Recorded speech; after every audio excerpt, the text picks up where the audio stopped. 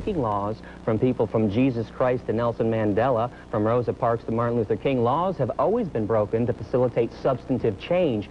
Today's speaker holds a BA in journalism from Oakland University and a radio broadcasting degree from Specs Howard School of Broadcast Arts. Gary Yourofsky has already experienced more than many people will ever want to in a lifetime. He's been arrested more than 10 times and spent 77 days at a maximum security detention center, all in the name of animal rights. Gary has lectured in hundreds of schools nationwide, including the University of Connecticut, Michigan State, and Bowling Green. Author Charlotte Montgomery even included a chapter about Gary in her book, Blood Relations. Please welcome National Lecturer Gary Yourofsky.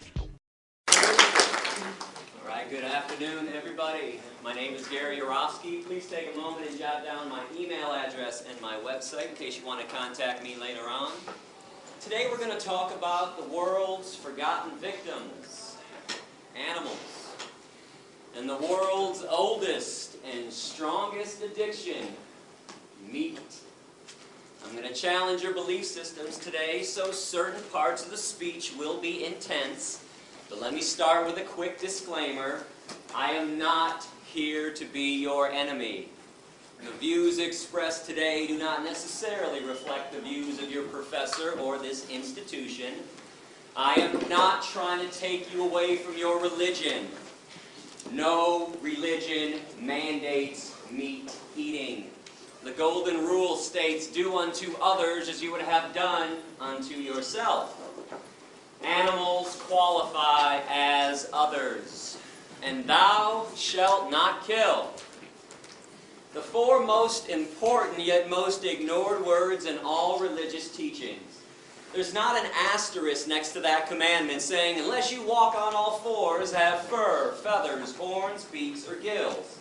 You can keep your friends, your politics, and your patriotism, still watch your favorite TV shows and listen to your favorite music, even if it's Ted Nugent. I'll be making some sarcastic yet truthful comments throughout the speech. Please feel free to laugh while I'm being sarcastic. Just don't laugh during the serious parts. Now I'm going to speak for around 65, maybe 70 minutes, but then we'll do a Q&A session after for about a half an hour, so hold your questions until then. In the meantime, I have some rhetorical questions for you. Is slavery, owner, victim, profit, domination, exclusive to the human race?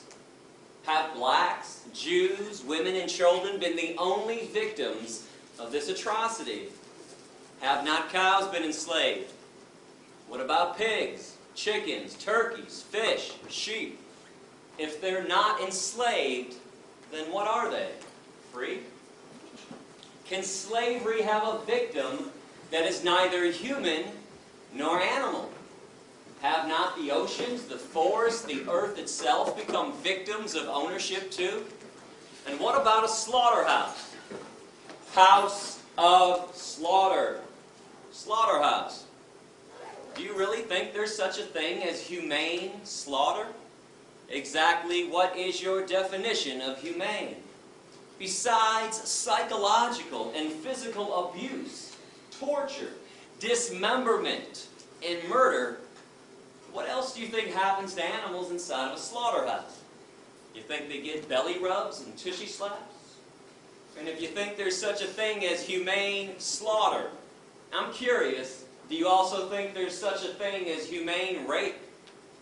Humane child molestation? Humane slavery?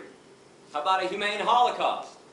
In fact, what is your definition of a Holocaust?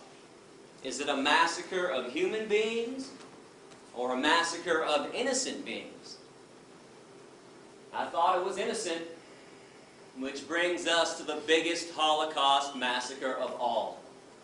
Every year in America, without mercy, we murder 10 billion land animals and 18 billion marine animals. Not for health, survival, sustenance, or self-defense. People eat meat, cheese, milk, and eggs for 4 reasons: habit, tradition, convenience, taste. I want to define a word that might be new to some people right now, and it's vegan. It's up there on the screen, V-E-G-A-N. Vegans, like vegetarians, do not consume the meat of any land or marine animal. Vegans, however, unlike vegetarians, also refrain from eating cheese, milk, eggs, honey, or any animal product whatsoever. We also don't wear animal skins, no fur, leather, wool, silk, or down. Now I want to let y'all know that I was not raised vegan. I ate meat, cheese, milk, and eggs for around 25 years. I used to wear leather shoes and belts and jackets like everyone else. In fact, around 20 years ago, I even owned a fur coat. Needless to say, I understand your lifestyle. It used to be mine. And for people involved in politics, let's get this out of the way right now. I am not a Democrat, an anarchist, or some hippie with a closet full of tie-dye shirts. I'm not a Republican, a socialist, or a fascist. I'm an activist. Root word is active. I've been banned from 5 countries so far and arrested 13 times for random acts of kindness and compassion on behalf of my animal brothers and sisters. If you want to read up about that, check out my website. And today, I would love to give you a chance to actually do something and truly get involved. Because I understand a lot of people want to get involved. Honestly, I do. But putting a coexist bumper sticker on your car, wearing a "What Would Jesus Do" bracelet, or sporting a peace and love and sunshine t-shirt, that is not getting involved. I understand that we're all on a journey in life.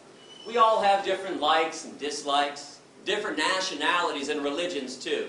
But there's one thing that we need to have in common with each other, and that's peace.